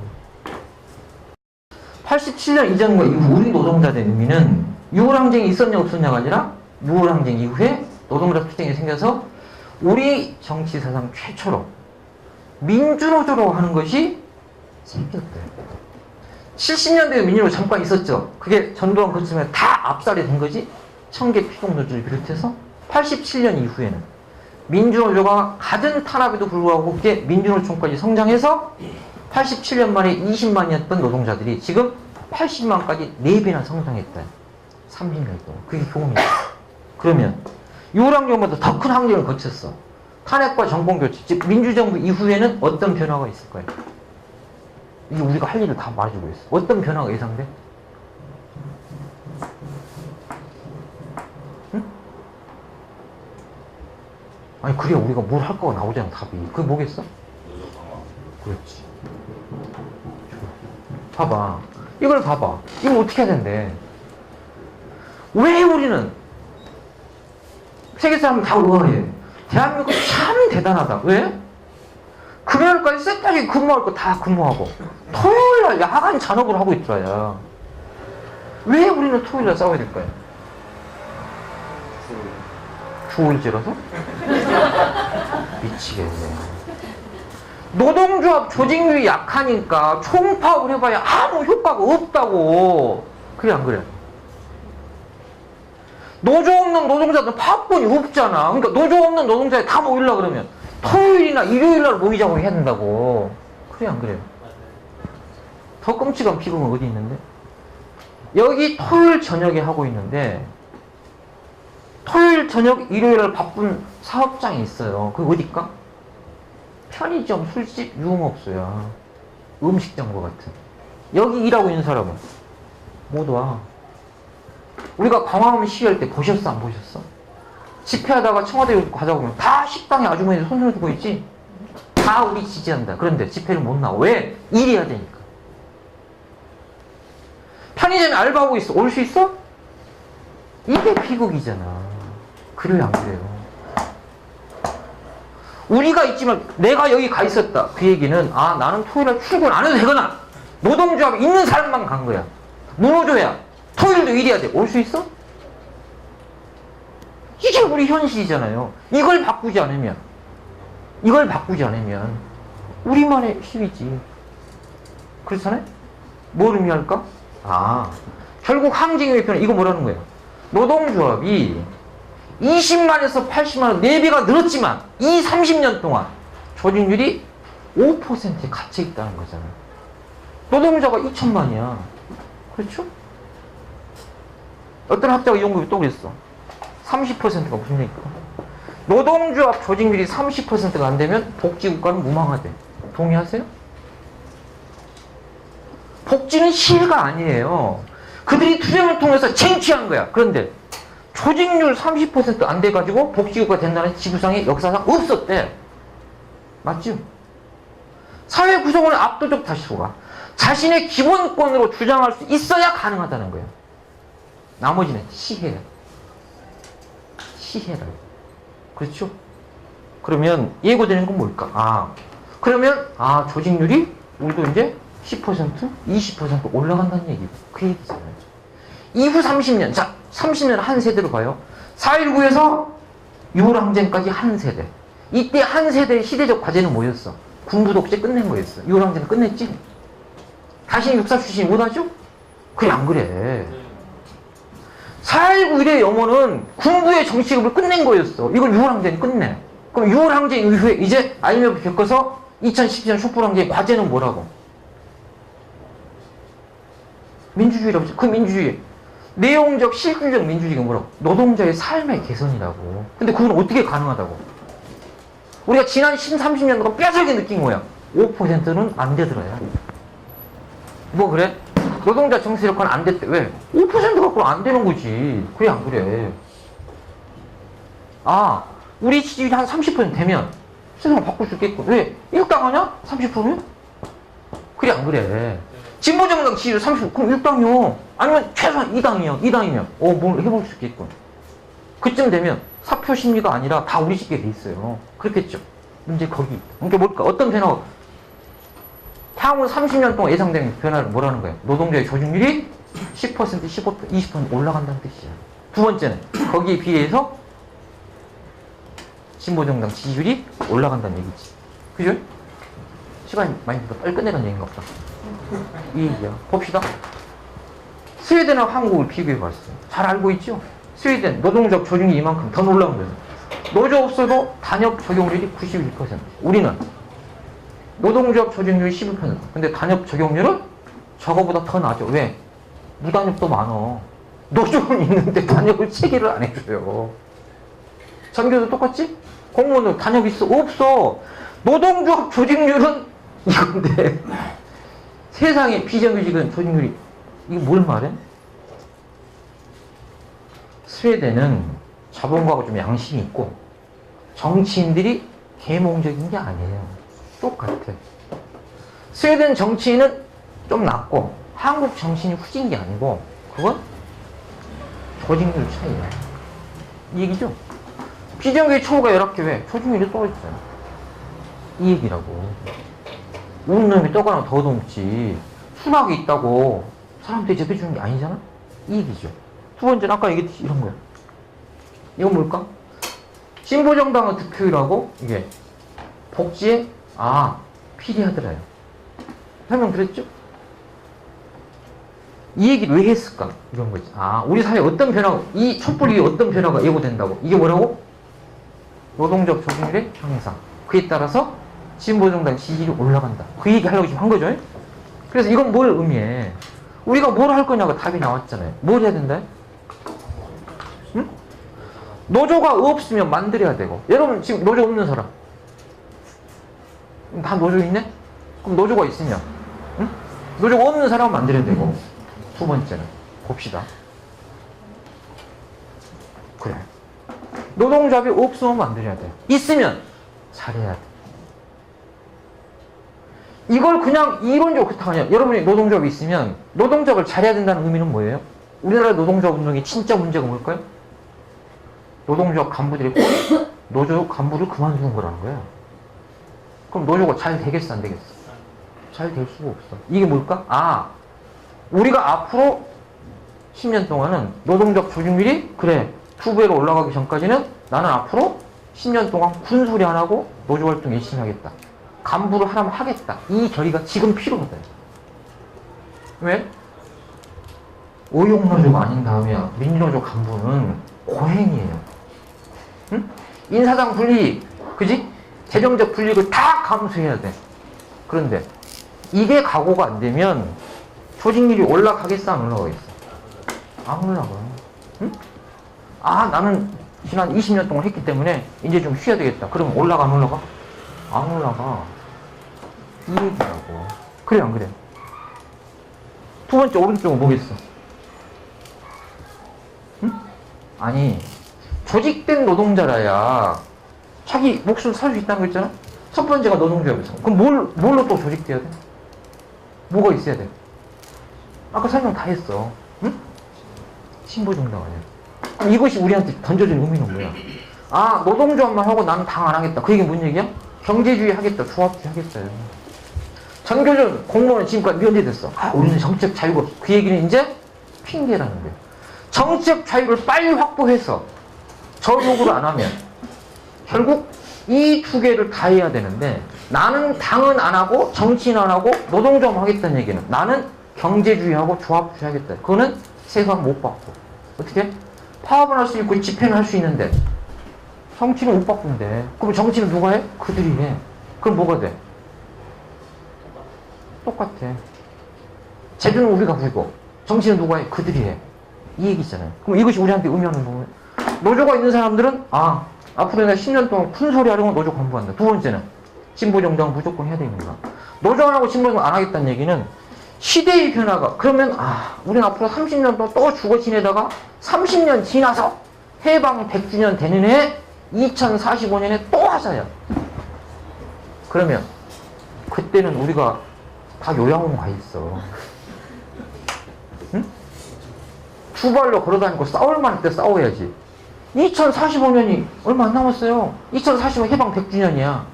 2017년부터 2045년까지 한 세대지? 그때 가면 여기 있는 사람 다수는 요양원에 있어요. 촛불에 못 나와. 문제는 촛불이 없이 세상을 바꾸려고 그러면 조직된 노동자가 많아지면 평일날 파업하면 되지. 안 그래? 스웨덴 노동자들이 토요일날 싸워? 뭔 그런 천하의 바보가 있어. 헌법에 단체행동권이 보장된 묻으려고 토요일날 싸우냐고. 토요일은 가족과 함께. 지금까지 노동운동하고 진보운동하면 다 가정에 속을 해. 왜? 평일날 일해야 되고 토요일 일요일날 수련해야 하고 집회해야 되니까. 그래 안 그래?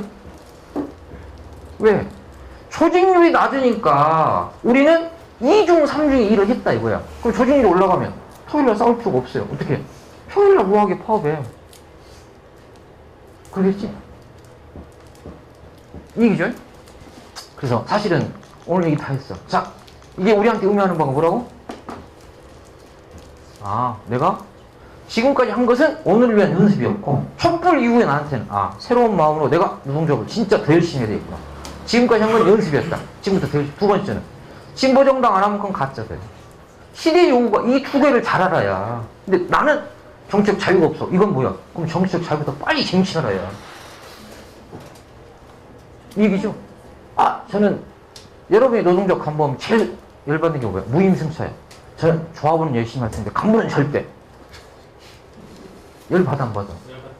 그 얘기는 똑같아. 나는 노동조합이 열심히 하면 당은 안 한다. 이거 똑같아. 그럼 정치는 누가 하냐? 누가 해? 그러면 뒷전에 다 요게 정치하는 놈은 다 똑같다 야. 다 나쁜 놈들이다 야.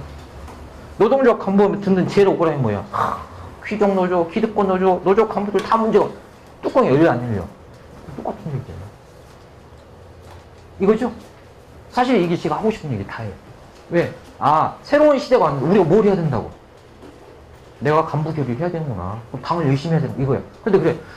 내가 말이야 지난 15년 동안 신부정을 다 해왔는데 5% 갖고 안 된다는 게 효험 아니었어? 이거 어떻게 돼? 이게 맞기는 맞는데 안 되니까 난 민주당 들어가서 바꾸겠다. 그게 이석행, 문성현의 주장이에요. 내가 했는데 안 되더라요. 왜? 5% 갖고 되냐고. 성공주 맨날 나하고 떨어지기만 하는데. 이 얘기야. 그럼 어떻게. 주변에 할매가 그래요. 넌 참 사람도 저거 정말 고생했는데 민주당 들어가야. 이거야. 그 얘기죠? 이 얘기라고. 그래 안 그래요? 응? 그래서 이게 사회발전 지표예요. 왜 사회발전 지표일까? 사회 구성원의 압도적 다수가 노동자예요. 노동자가 아프면 그 사회가 아픈 거예요. 그게 안 그래요? 세월호 사고가 났어. 응? 세월호 사고가 났어. 자, 그 싸우고 있는 부모들이 다 노동자예요. 모두는 아니지. 압도적 다수가 노동자예요. 그 중에서 보니까 다 비정규직이에요. 그렇죠? 아니 통계로 봐도 절반은 비정규직으로 돼 있잖아요. 응? 유민원반 해도 정규직 된 지 3년 됐더라는 거잖아? 그걸 또 시비한 놈도 있었네? 뭘까요? 이거지. 그렇구나. 사회발전지표는 뭐 GDP가 몇이냐, 올림픽 순위가 몇이냐, 그게 아니에요. 응? 청소년 축구가 질 수도 있는 거, 그게 뭐가 문제야? 뭐가 문제야? 노동자가 행복한가? 이 얘기예요. 그렇죠? 그래서 이제 정리합니다. 요약해보니까 촛불혁명은 현재 진행형이다. 요약합니다. 두 번째는 지금 우리는 몇 단계에 있다고? 응? 4단계. 4단계 있어. 4단계 언제까지라고? 내년 6월 13일까지라고. 이게 뭐라고? 입법화 단계라고. 이게 그래서 7공화국 헌법 제정하는 게 정말 중요하다는 거구나. 그럼 이걸 정치권을 맡겨놓으면 자유당이 사사건건 시비를 그럼 또 타협할 거 아니야. 타협 못하게 하려면 우리가 다시 여의도를 가야 되는구나. 그 얘기예요. 이 조항 고치기만 해봐라. 이 조항 안 들어가기만 해봐라. 해야 뭐 되는 거 아니야? 이것이 앞으로 우리 30년을 규정한다. 그러니까 우리는 미래 세대에게 더 좋은 세상을 물려주는 게 목적이지. 그럼 미래 세상 좋은 제도로 물려줘야지. 그 얘기나요? 그 다음에 대상이 누구요? 투쟁 대상이 누구라고? 자영업자. 그래. 정치권은 자유한국당이고 경제적으로는 재벌이고, 그지? 즉 후학이 아직 남았대. 적폐를 청소하는 것이 지금 과제다죠.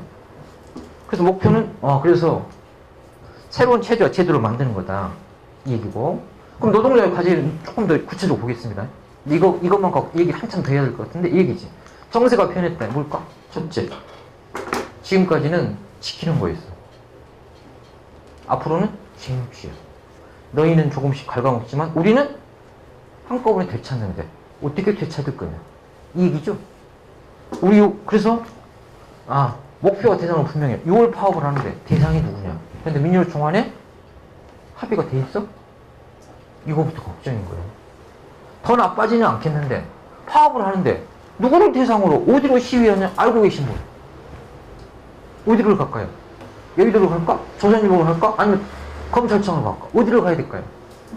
이게 문제지. 그러니까 누구를 대상으로 뭐하러 싸우러 가는지 못하는데 싸우자야. 이거죠? 그 다음에 이제 우리 노동자의 과제야. 핵심은 이거예요. 지금 때는 왔어. 문제는 뭘까? 우리가 준비되어 있냐. 왜? 정세는 바뀌었는데 우리가 바뀌었네. 그래서 방법은 뭘까? 사회적 총파업도 해야 되고, 특히 올해 하반기에 2017년 총궐기를 해야지. 총파업은 노동자 투쟁이고 노동자 농민 도시민 다 하려면 하는데 이걸 지금 준비하는 게 제일 과제겠죠. 이거지. 맨 마지막 이게 뭐예요? 우리 요구가 뭐냐, 이 요구를 어떻게 쟁취할 거냐에 대해서 통일적으로 일관된 계획이 있어야 되지. 이게 올해 과제인지 내년 과제인지 3개년 과제인지 5년 과제인지 이게 있어야 되겠죠. 그죠? 자 봅시다. 이제 얘기를 다 했어요. 이게 마지막인데 듣고 싶겠죠? 그럼 이제 이 얘기를 듣고 나니까 머리가 복잡하세요?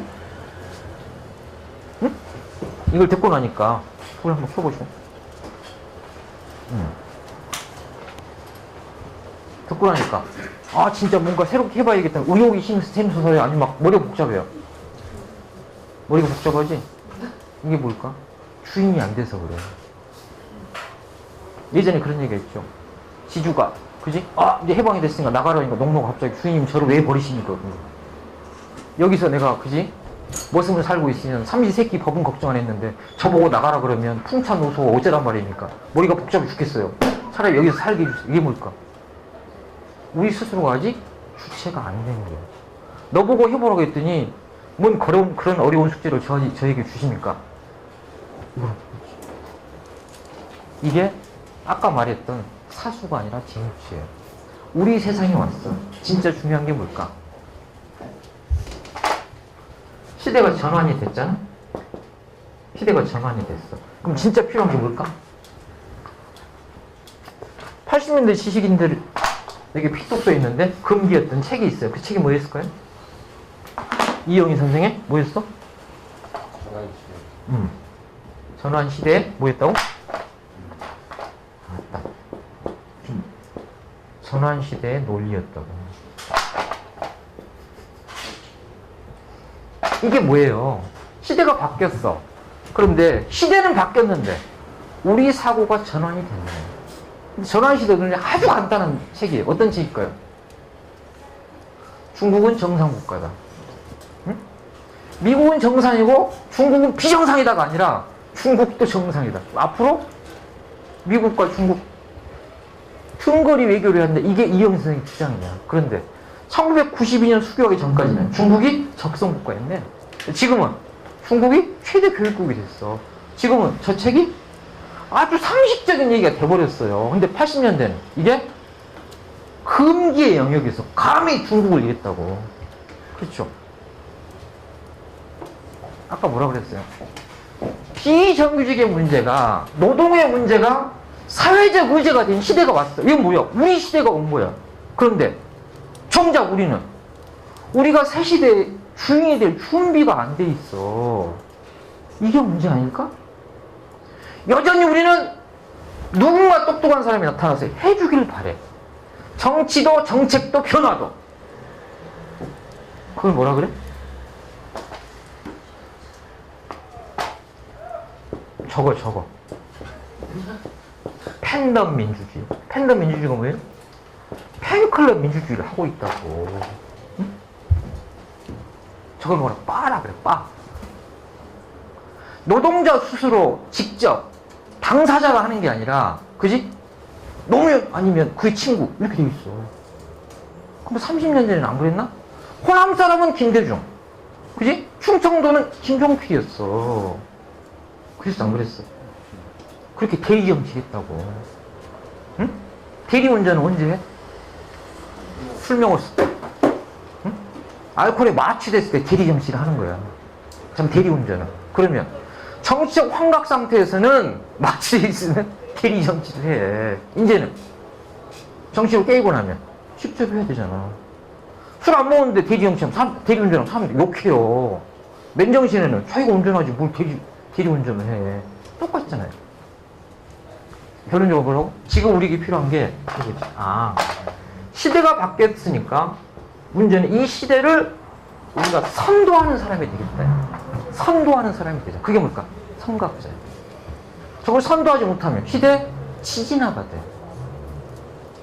지금까지는 진보는 뭘까? 선도하는 사람이에요.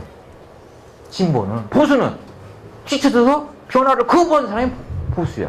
우리는 변화를 선도해야 돼. 문제는 변화를 선도하려면 우리 행동이 선진적이어야 되지?